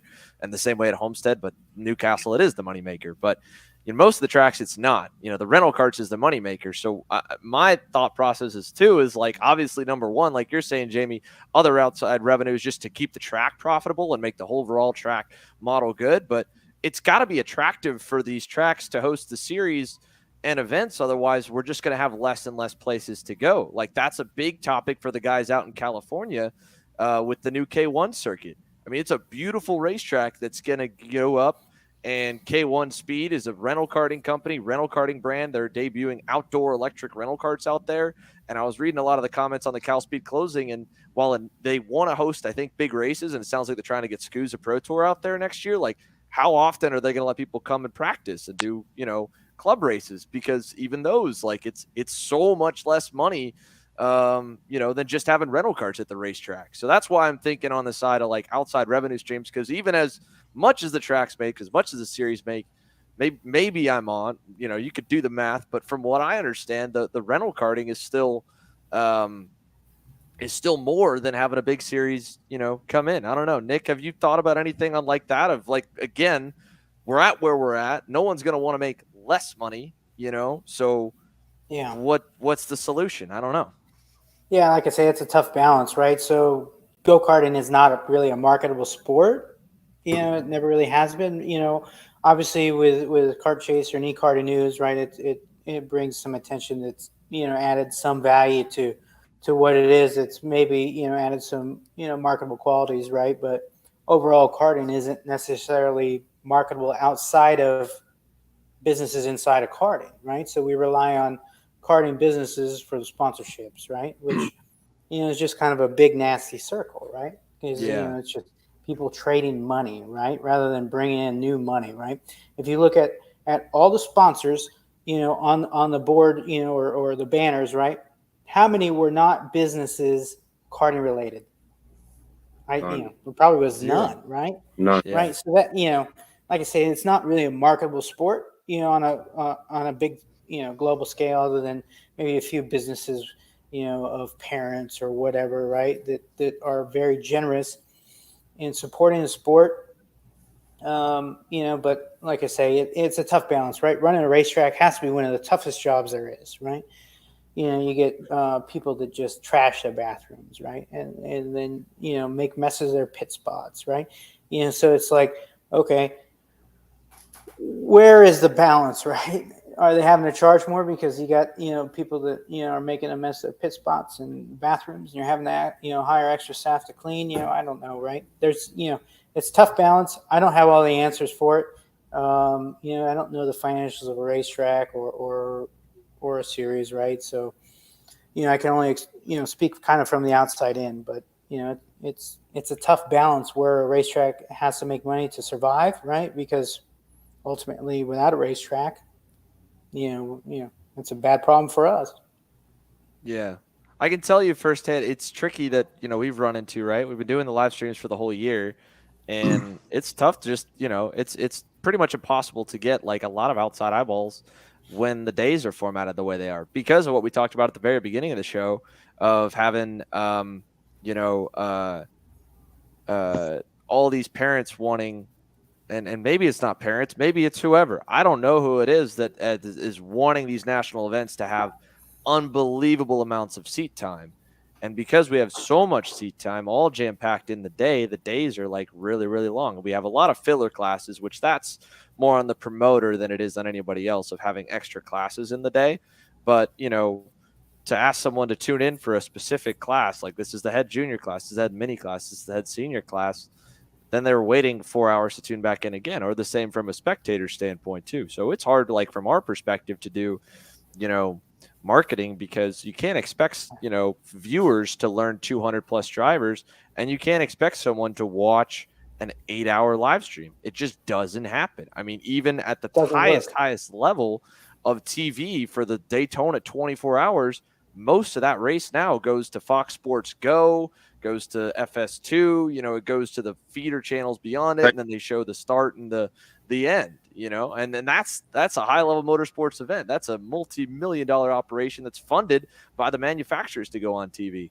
And still it's beyond. So I don't know. There's out of the box ways I feel like that we could get people more to the racetrack. I think a lot of pro racing events that draw bigger crowds than other ones, there's stuff to learn from, right? Nashville versus when you guys do Trans Am at somewhere else, because there's so much more intrigue about a street race, but they also do a lot there. They've got live concerts. The F1 guys, they've figured that stuff out as well. And then on a microscopic level, I think there's ways you could do that at some of our events, and we talked about it a few times of like, I don't know. I don't know how I'd go reception. You're a cadet team. What would you think if like an event had bounce houses for like the brothers and sisters? Would that make your job a whole lot harder to keep the kids out of there, Nick? I imagine it would. I don't think that's something that would be palatable, right? What's tough, right? In car racing, cars are sexy, right? People are interested in cars, right? Adults are interested in cars. Unfortunately, a go-kart isn't as attractive, right? To have some sort of festival event. Some of the street races, maybe they're able to lure in a little bit of a crowd, right? You can have a little bit of a festival type atmosphere, but for the most part, I wouldn't see that, kind of as an option, right? Just kind of, it's just not as sexy as a car, unfortunately, right? Yeah, no, it isn't. I don't know. Maybe I'm wrong on it, right? It's never been tried for sure. The street races, like you said, it's a crowd at certain places, couple thousand, but it's free, so would those people pay $5 or $10, or would they buy stuff from concession stands? Maybe not, probably not. I don't know. Tony, I haven't given you a lot of time to talk on this one, so I want to give you some. You look a little bored. So what's been on your mind? I'm listening, actually. I'm just listening to all the versions of it all. Okay. Do you have anything to add so far, or should I come back to you later?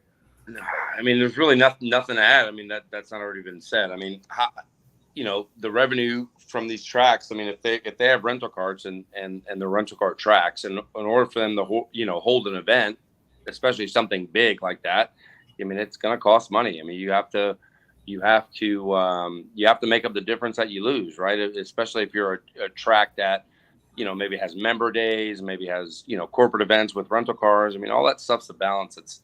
That's hard to do, and unless you're in those shoes. And I spent a lot of time at MCC last year with Sean and watching the amount of work that everyone had to do from Tuesday, Wednesday, Thursday just to put on events. And then at 4:00, members would come in. Like, it never stops. So to hold an event, yeah, man, you got to make up a lot of, there's a lot of difference there to be made.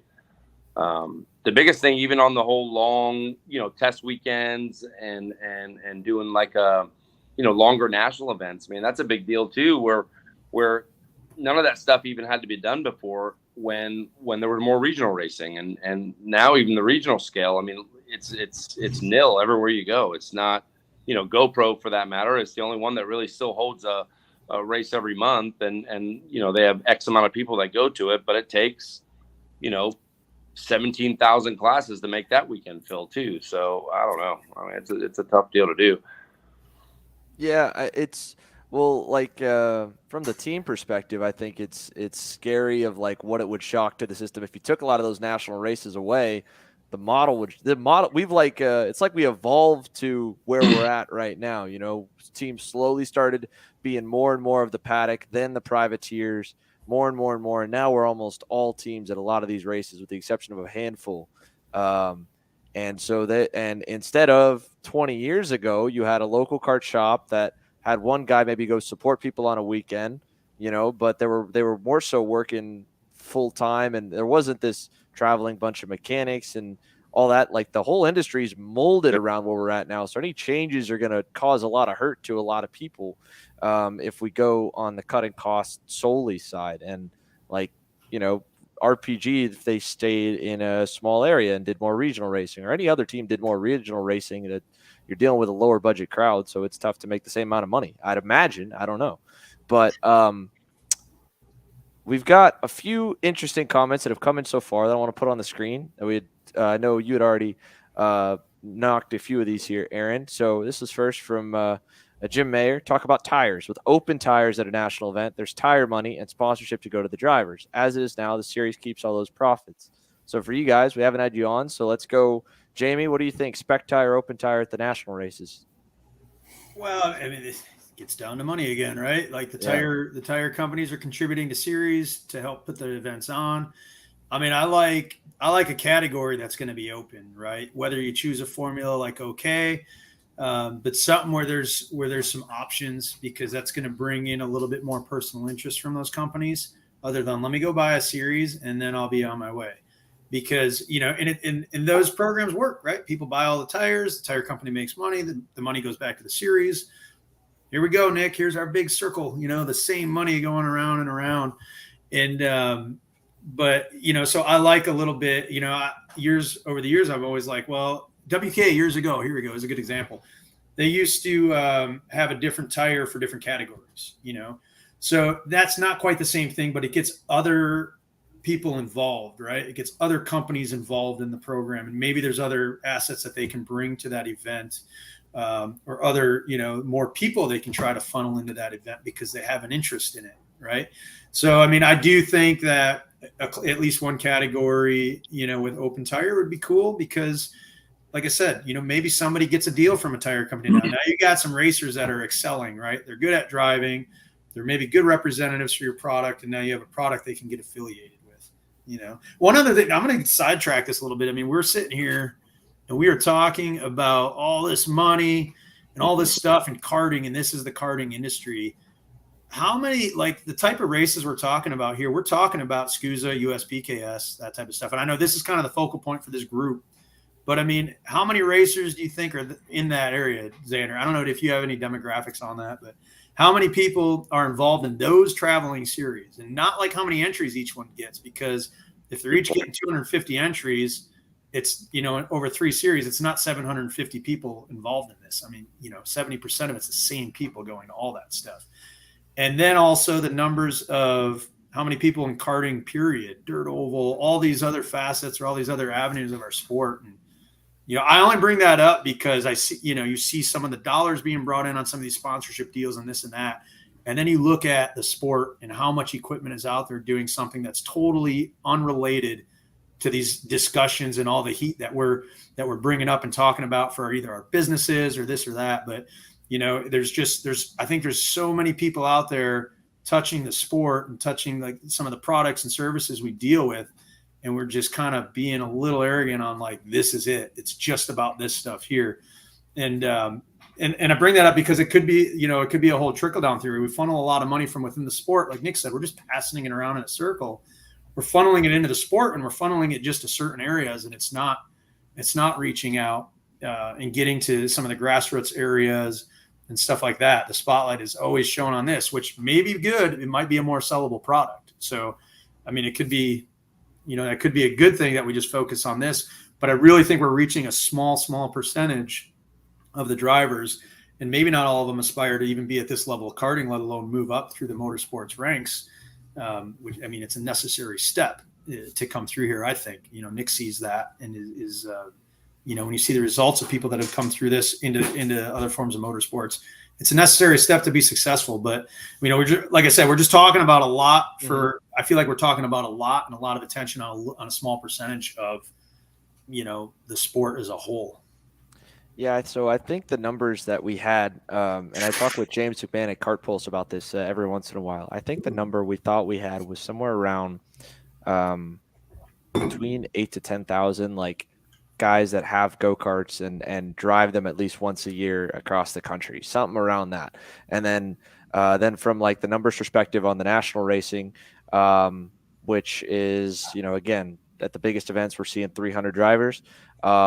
Probably of guys that have touched an event. There's like the group that goes to them all. That's probably about 150. And then you have the group of between that, they go to a handful, maybe 3 to 4 a year, maybe just one series. They pick one. That's probably about another 100 to 200. And then you have like another 100 to 200, I think, that do the one at their local track when it comes by, which, again, it is a small group. I've had a few actual thoughts about this, right, of like why everything in our sport is like so heavily focused, and we talk about it. And I don't think the club scene's like there's not as big of an issue, I think, in terms of like the problems we talk about. I think the tech stuff is like trickle down, and the event stuff is a bit trickle down because, when guys are at clubs, I feel like they both listen to the people and they kind of look to the, what's above. So like if a national event in some way or another was able to profit by doing X or did this, right, then when that club at, maybe does the same thing. But from the sport itself of why the focus is like this, I think it's, number one, no one's like directly profitable outside of one series for club growth, and that is the Stars guys, Janowski, because they have the NKA wristband revenue, and that's what brings them in. So for them, while the Stars series is an independent program, they don't have to like bleed it, and they can, they could take money and they could invest it as a whole on their whole company on the growth of the sport. From the media side, right, like EKN survives off of advertising revenue and series paying them to come and cover events, just like us. When we started, my goal was I had no trajectory of us doing live streams, and I had no trajectory of us doing like this like talk show that we're doing now. I wanted to make cool videos that hopefully we could get enough funding from outside sponsorship on those videos, because the videos got enough views on YouTube, because I looked through like the trends of like what influencers get when they broker their own advertising deals on videos. And I was like, if we got to like 20,000 or 30,000 like consistent views for doing these cool edits, you can get outside brands and internet brands, stuff like that, to sponsor them. But the sexy kind of racing was at the big races, and I thought it was a little more marketable with the same people through. But yeah, I want to get to more grassroots events and do stuff to grow the sport. I don't think we have as many problems. Maybe I'm wrong. I think, I've worked at Homestead for Eric, for a few years. So I got to see club racing grow it there. I worked at the Atlanta track for a few years. There is like a theory I have, which is that like our sport is so hard to access and to figure out how to get going. Most of the time, by the time like a new parent shows up at the racetrack, they feel like just to discover what go-kart to buy and everything, they did all their own research, and they don't trust anybody. So like when I was running a club, we'd get these new parents that would come in that would not know racing, and which is kind of why I liked having you guys do the little breakdown on the Norberg crash. They wouldn't know racing, but they would have this like kind of closed-mindedness to me, because I don't know if they just ran into the wrong person they bought a used kart from, or felt like they got screwed over by the first guy they tried to have be their kart shop guy, because there's more than enough kart shop guys, and you guys know well enough, people bounce team to team all the time. And so by the time they get to me, I'd be like, no, like I've been doing this a while. We officiate this way. Your kid did this. This is wrong.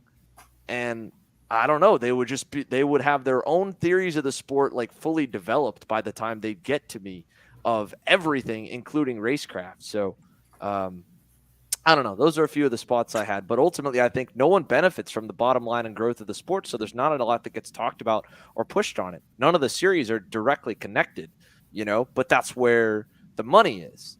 So like from, even Scooz's perspective, granted they got the tires and the engines, but the money is from the big races. So that's where our marketing dollars is. And it's a weird place to be for us, because we don't, I don't make enough money off the views that we have to just live off the advertising. Then I could go do whatever I wanted and do more club stuff. I need to be there. EKN's the exact same way, if but no club can afford them for coverage. No club can afford it. So because of that, the club doesn't get coverage. And because of that, they stay at the big races and focus the big race and don't touch enough on the little stuff. That's what I think. A few of my theories on it all. Yeah, I agree. I mean, that's from the promotion, it's the marketable side, but that's the most, the most marketable part is going to be those big races. So from a promotion standpoint or like the media standpoint, I mean, that's 100% what you do. I just think about like with the numbers and that, you know, where some of the focus is on the industry from those of us just like selling stuff, you know, it's more than just these groups.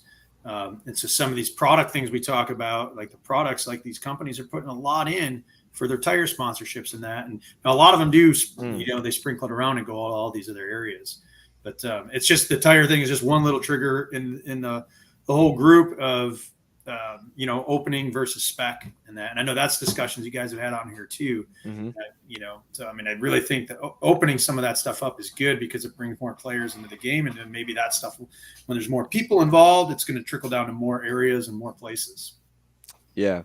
Yeah. I was against the open stuff for a little bit because I was afraid it was going to spread the racing out and then be bad for, you know, but like guys wouldn't feel like they could compete showing up out of a pickup truck because they'd be going against the factory guys. But there's already that, you know, perception anyway of people that don't pit with teams. I feel like that they feel like they're outgunned just because they exist. And obviously right now it's a spec class, you know, as about as spec as it can be.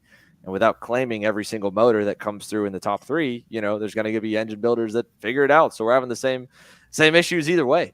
Yeah, but power by numbers though, dude. That's what. So when you get all the big teams involved like that, and you end up in a form of spec racing that way, the power by numbers will always rise a little bit faster, if not, you know, to the top, and then it becomes very hard to beat at that point. You know, it's even you know, working with 3 or 4 drivers, you know, on the same product, same engines, it's very hard to go and compete against 15 guys, you know, on the same stuff. So imagine a guy in a pickup truck with one guy, one engine, and nothing else to bank off of, but just, you know, whatever the driver says or whatever he sees on track. I mean, it becomes very difficult.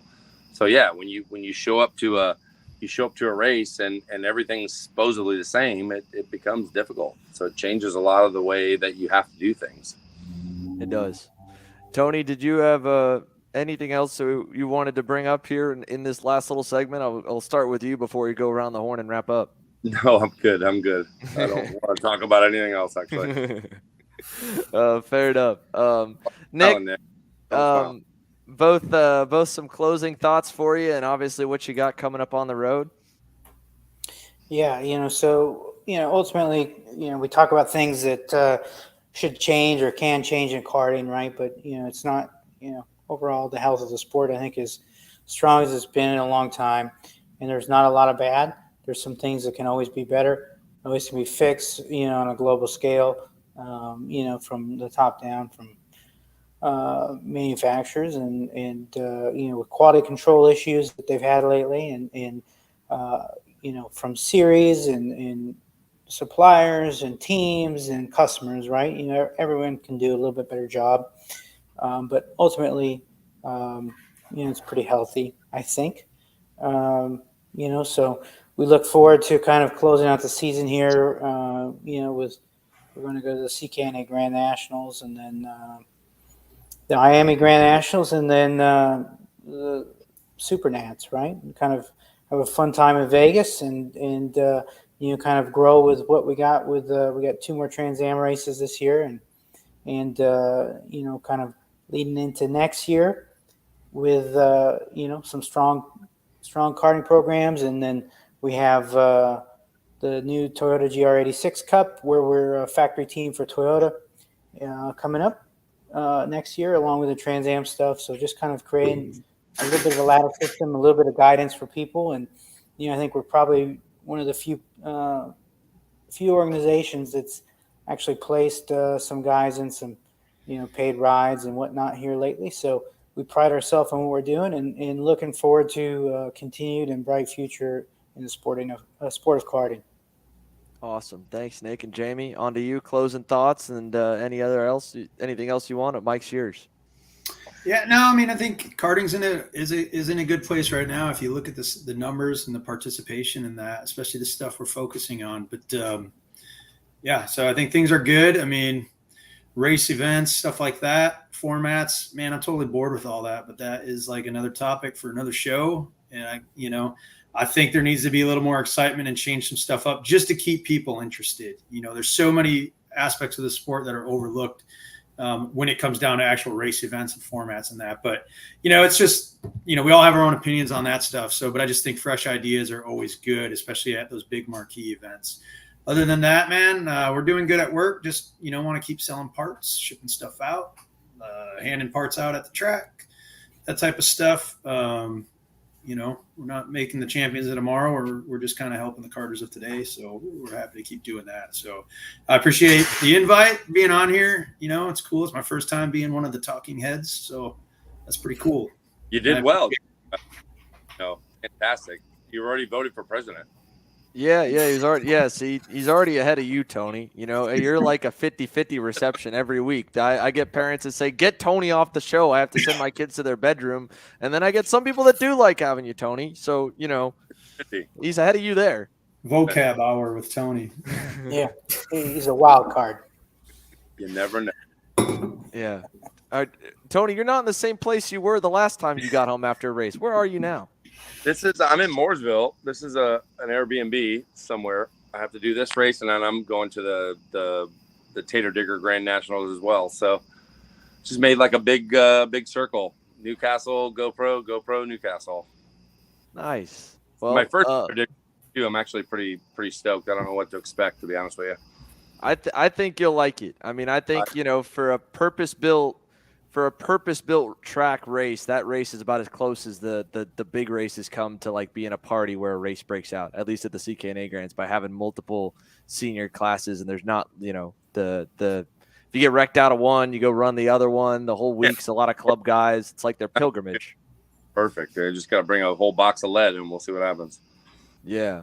No, it's and those people look at it, right? Like that event's cool because it's a lot of how a lot of the national races used to be. While there are big teams that are there, Nick, I'm sure you're going to have a full 10 of guys, but you look at some of the families that go, and there's a lot of like, on the lower end, not like $1 million campers, but there's a lot of like RVs for that week. That's cool, and that's their one big travel vacation for the year is they go and they do that race, pitted on their own or pitted with a team. Either way, I always think that's a super cool aspect to me that sticks out about the CKNA Grands.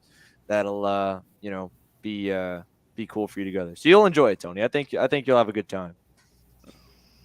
And I mean, look, Tony, I know you were already asking Race to get on his podcast. Sounds like he's happy to have you on there. You going to go on there? Oh yeah. I'm ready for that one too. I can curse without, parents yelling at you.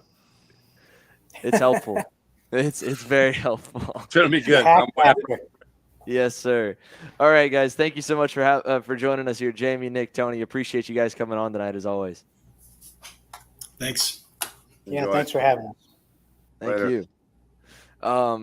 Man, good stuff from all those guys, Aaron. Seems like you were just learning a whole lot as we were going through. I love stepping away and just having guys like them come and talk on the show. It's so cool. Yeah, that was kind of my objective. I bought my first kart from Jamie, so I've known him for a long time. My dad and I used to take him out to dinner every winter, and we just talk, and it was so fun to just listen to Jamie and his ideas and everything like that. I was really interested in seeing what Nick heard. I never really knew Nick or anything like that, but it seemed like the guys, everybody was just – it was a good conversation. I didn't really want to jump in and do anything because they were kind of leading their own conversation in a really good way. I was pretty happy with how everything was going.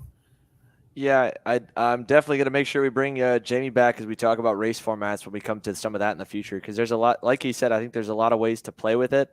Obviously, for me, having the shootout races at IME Grands, those races are really good on a viewership standpoint. I know you started one comment from Kyle Kraus talking about the number of views for the CIK Worlds this year. It was 39K on YouTube. I looked at one point, they were 2,500 at any given minute. That's the number that you see while you tune in live and you see the eyeballs.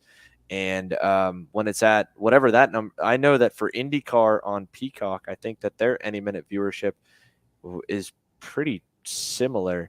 It's like they'll get sometimes like 20,000, 30,000 like unique viewers, but the any minute viewer number is 4 digits. So that's really, really good. It's a global scale. Obviously it's a free live stream. And we've looked at the options for that. It's really tough because the FIA is so much offset for those events. They can pay the full boat. And from us, it's just not, the series aren't having these outside sponsors come in. And and do that. And I'm working on hopefully maybe making some of that stuff work. But good comment here from Daryl Redland talking about, sponsorship needing a return. And that's stuff we've talked about on the show too, that would need some changes to the way the events are. If you want outside sponsors and not just the same sponsors changing hands, we've got to do something a little bit different. And I don't think we're in a bad spot. I think the sport's in a great spot in a lot of ways. I think on a club level, it's a very easy to understand how to get in. There's not a lot of different classes getting run around the country. That's a good thing. The test weekends, the Thursdays, the whatever, that's not so good. And it's not as good having a ton of travel races either. And to Tony's point, right, like you are a little behind the eight ball when you are a single car operation compared to a multi-car operation. But at the same time, I don't think it's as big of a deal. I was thinking about this a little bit yesterday, as people think it is for the multi-car versus the multiple days and the teams getting there for days early. Because in like the case of RPG, Nate Cicero's really progressed. Hayden Jones, he'd mentioned he's progressed. And, when Nate's not running, when Hannah's not running, he's kind of the number 2 guy there that they have to lean on a lot for chassis, setup and input and feedback. But a lot of the driving force behind their success, if you trace it back, is Ryan. And so, yeah, they're able to try a few different changes on go-karts and they can see them in the line when they're out there, but he's still the main one calling the shots and leading the boat. So I feel like, if you were to say which is the bigger benefit, having a bigger team or having the extra days, I think it's still the days, because it's still him kind of leading the ship in some direction. And then they normally, I imagine, do some small deviation on setup versus big swings on the different guys. Like they'd go with the same direction, then one would go a touch more, one would go a touch less, or little changes in the car. But I think the field as a whole would be closer, just by taking the days away versus then, because I feel like they get a bigger, it's multiplied by the multiple carts. But I think the biggest thing is them having a lot of days over people. I'd much rather have a single car operation against RPG, but we drive the same number of sessions versus having teammates, but giving up a day to them. Yeah, I think. And that was another comment I wanted to highlight too. Was like out in Australia, you can't go to the track for a month apparently before the round is held there, which I think is big, because that means that you are limiting that seat time. You are limiting those days that everybody gets out there. Whether that would work here, like we were talking about, I'm not 100% sure on, because just the business model need that revenue. But you'd have to change a lot of stuff to be able to make that work. I mean, you're going to hurt feelings when you make industry changes, right? That's a big story in NASCAR right now by going to more spec stuff of, they're eliminating jobs. Eventually those people do find work and the industry does shift, but you get a lot of pushback. And I don't think anyone wants to lead the charge on pissing anybody off. So, if a series develops one way and then goes back to trying to cut costs down, it would be tricky. There's been month bans. There's been week bans. There's been just week of race bans. That's not new.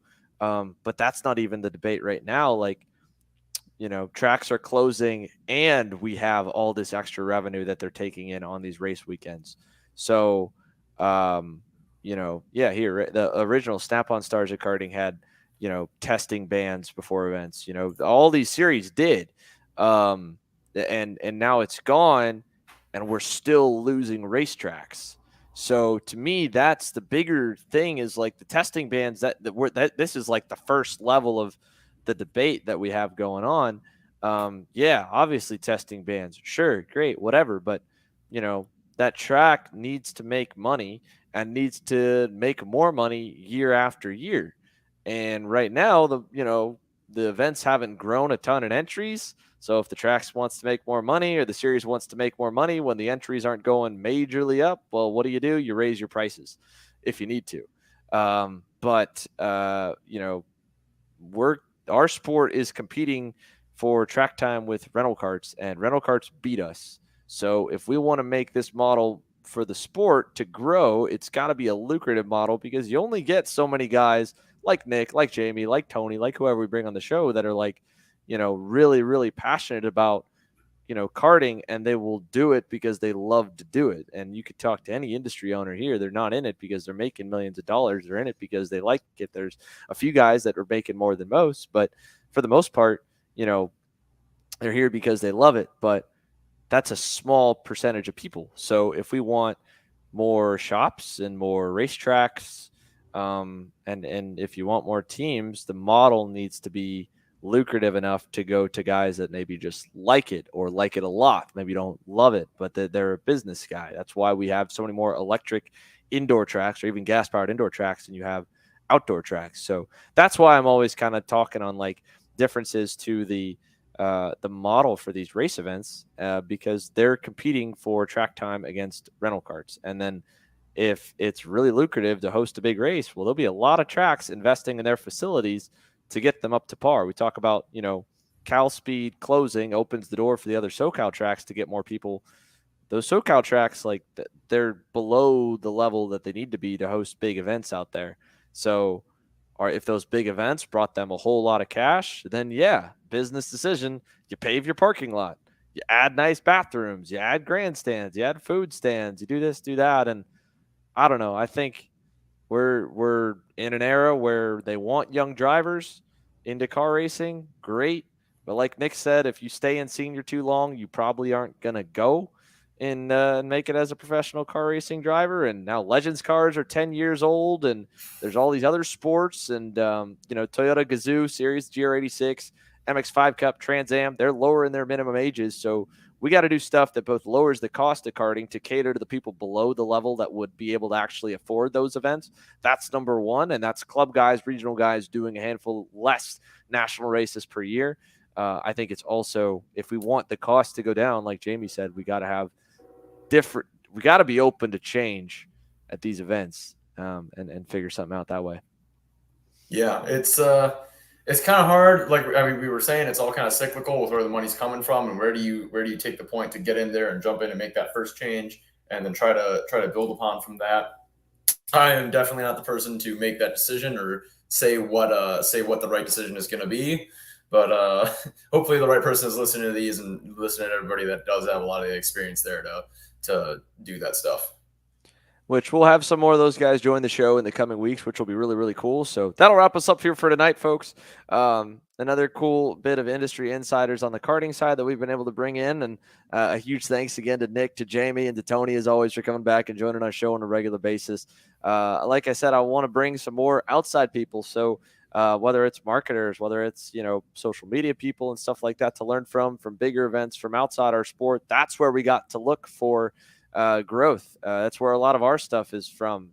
This show is a lot of this show is from different sports talk shows I like. One of my favorites, the Pat McAfee show. I think they do a great job with sports, and he's awesome. Our videos that we first did were based off the Dirt Shark guys from Monster Energy Supercross and IndyCar's race remixes and NASCAR's radioactives. So you can see all those elements if you go back and pick it out. And that's, I think, a big part of our success is looking outside of karting of what we could do and how could we translate that into our sport, into our events, to make our sport a little bit better and to make it grow. Because we definitely don't learn and grow from just looking within. And the same goes for the sponsor dollars and everything else. That's a good Tuesday night, guys. A little bit of a long show. Appreciate you all being here. We'll see you guys next week. Thank you.